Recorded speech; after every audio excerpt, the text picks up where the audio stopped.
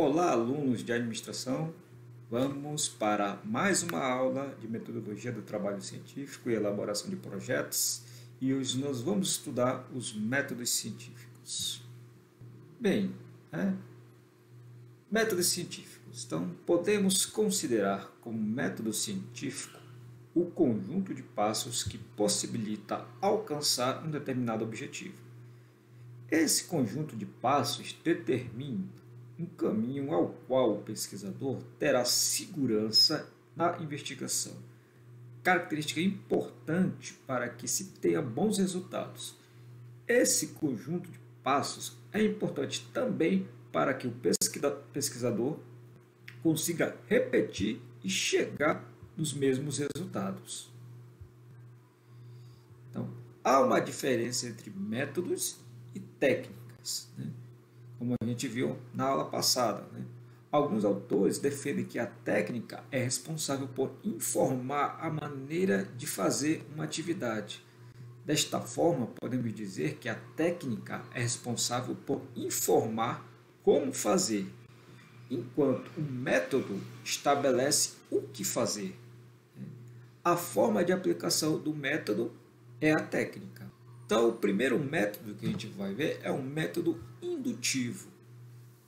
Quando definimos uma lei geral ou afirmamos princípio geral, algum princípio geral a partir das observações feitas de um determinado fenômeno, assim como a identificação de repetições nessas observações. Então, o método indutivo ele é baseado no fato de que se um fenômeno se repete em futuras observações, ele ocorrerá novamente. A lógica do pensamento indutivo é que, a partir de casos particulares registrados e enumerados, podemos concluir algo que, como um exemplo, a gente vai ver agora para ter uma melhor noção como é que é aplicado esse método indutivo. Então, olha só, um exemplo do método indutivo. Nós temos aí 4 observações. Olha. Primeira observação. O peixe da espécie X vive no mar e tem 90% de ômega 3 em sua pele. Mais uma observação. O peixe da espécie Y, que vive no mar, tem também 90% de ômega 3 em sua pele. Aí, na terceira observação, o peixe da espécie Z, que vive no mar, tem 90% de ômega na sua pele. A quarta observação, o peixe da espécie A, que vive no rio, tem 10% de ômega 3 em sua pele. Então, o peixe X, Y e Z são do mar. Logo, todos os peixes do mar têm 90% de ômega 3 em suas peles. Então, veja como é que ele fez, Ele definiu uma lei geral, como está vendo nesse exemplo, afirmou um princípio, feitas as observações de um determinado fenômeno. Então, assim como a identificação e teve repetições, é exatamente isso, Ele observou 3 peixes do mar e um peixe do rio. Dos 3 peixes do mar, todos tinham 90% de ômega 3 em sua pele, enquanto do rio havia apenas 10%. Então, aqui ele concluiu que, como os peixes X, Y e Z são do mar, logo, todos os peixes do mar têm 90%. Isso é uma conclusão dele, tem 90% de ômega 3 em sua pele. Já que ele fez 3 observações, todas as 3 observações verificou que tinha 90% de ômega 3 na pele do peixe do mar.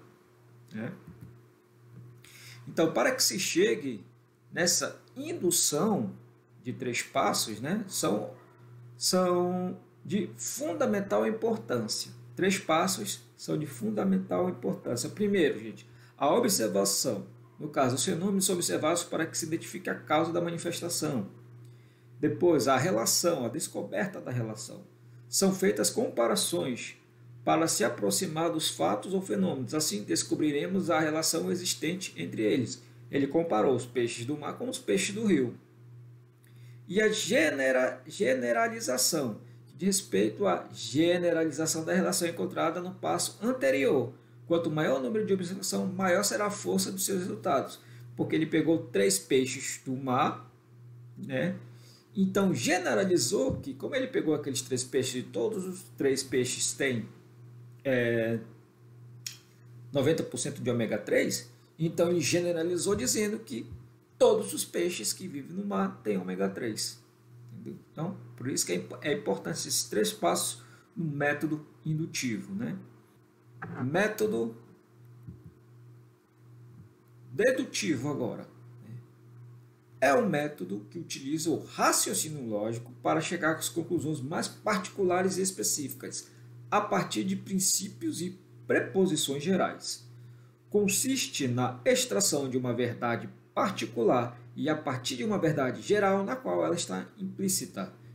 Um exemplo do método dedutivo é este aqui. Ó. Bem, tirando da conclusão daquele primeiro lá. Ó, todo peixe do mar tem 90% de ômega 3 em sua pele. Isso é uma verdade geral. Né? Ele deduziu lá do método indutivo. Então, o peixe da espécie X é do mar. Não é verdade? Então, logo, esse peixe da espécie X tem 90% de ômega 3 em sua pele. É a conclusão. Entendeu? Como ele deduziu lá naquele outro lá, que 90% dos peixes do mar tem ômega 3, qualquer peixe do mar, e a espécie X é uma espécie do mar, ele concluiu que a espécie X tem 90% de ômega 3. Então, essa aqui é a conclusão do método dedutivo. Né? Agora, o método hipotético dedutivo. Nós vimos até o indutivo, dedutivo, agora o hipotético dedutivo. Então, quando temos um conjunto de informações que não é suficiente para explicar um fenômeno, nós temos um problema. Então, para tentar explicar o problema, podemos criar hipóteses, né, ideias, que serão testadas quanto à sua validade. Se a hipótese passar por vários testes de avaliação, nós temos um indício forte de como explicar aquele determinado fenômeno. Lembramos que essa hipótese será exposta a outros testes que podem rejeitá-la. Quanto maior o número de testes da hipótese, mais fortes serão seus argumentos e achados.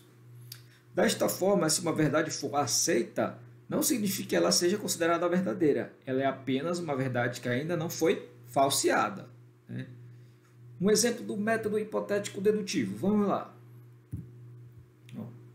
Um estudando o ambiente, o pesquisador acha uma hipótese que causa a mortalidade dos peixes de um lago seja devido à presença de determinada planta aquática. Então, o pesquisador teve a ideia, achou que as mortes dos peixes de determinado lago era culpa de determinada planta aquática.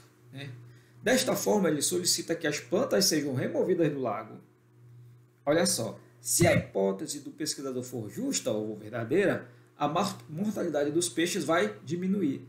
Se ela não diminuir, é porque a hipótese é falsa ou insuficiente para chegar a uma conclusão. Né? Então, o exemplo aí da hipótese, teve a ideia, né? Tinha muita morte no lago dos peixes lá, e ele deduziu que as plantas aquáticas eram o que causavam a morte dos peixes. Então ele retirou as plantas das águas, pediu para retirar. Aí a hipótese dele seria verdadeira ou falsa, dependendo da situação. Se diminuísse a mortalidade dos peixes, seria verdadeira. Se não, ela seria falsa ou insuficiente. Quer dizer, precisaria de um outro estudo complementar para que seja para que aquela ideia dele fosse considerada verdadeira. Método dialético. Primeiro, definimos uma tese considerada como sendo uma provável verdade. Vamos pensar naquela ideia lá do pesquisador, lá das plantas aquáticas. Depois, a antítese, que vai negar a tese apresentada anteriormente. Então, alguém falou, olha, vamos pegar o exemplo lá, daqui a pouco ele vai ver aqui, mas vamos pegar aquele exemplo lá, tá? Então, no embate resultante entre a tese e a antítese, surge a síntese, né? Essa síntese pode dar origem a outra tese e dar início a um novo ciclo.